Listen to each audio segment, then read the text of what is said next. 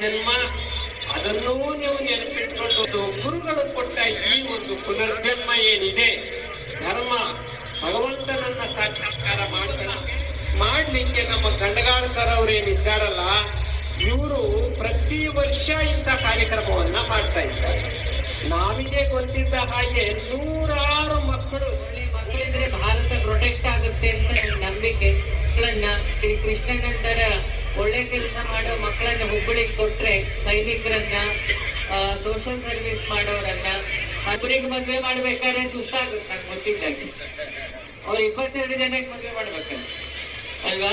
ಇವತ್ತೊಂದು ಅತಿ ವಿಶೇಷವಾದ ಕೆಲಸ. ಯಾಕಂದ್ರೆ ಎಷ್ಟು ದುಡ್ಡಿರುತ್ತೋ ಗೊತ್ತಿಲ್ಲ, ಆದ್ರೆ ಕೃಷ್ಣಣ್ಣ ಕೊಟ್ಟ ತಾಳಿ ಆ ಹೆಣ್ಮಕ್ಳು ಕುತ್ತಿಗೆಯಲ್ಲಿ ಕೊನೆ ತನಕ ಅದಕ್ಕಿಂತ ದೊಡ್ಡ ಭಾಗ್ಯ ಇಲ್ಲ ಅಂತ ನನ್ನ ನಂಬಿಕೆ.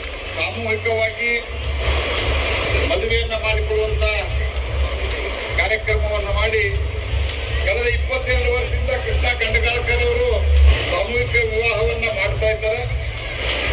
ಈ ವರ್ಷದ ಈ ಕಾರ್ಯಕ್ರಮಕ್ಕೆ ನಿಲ್ಲೋದಕ್ಕೆ ಅದೇ ದೊಡ್ಡ ಉಪಯೋಗ ಆಗ್ತದೆ. ಆ ಹಿನ್ನೆಲೆಯಲ್ಲಿ ಈ ಸಾಮೂಹಿಕ ವಿವಾಹ ಬಹಳ ಮಹತ್ವವನ್ನು ಪಡೆದಿದೆ. ಕಳೆದ 22 ವರ್ಷದಿಂದ ಕೃಷ್ಣ ಗಂಡಗಾಳ್ಕರ್ ಅವರು ಇದನ್ನು ಮಾಡ್ತಾ ಇದ್ದಾರೆ.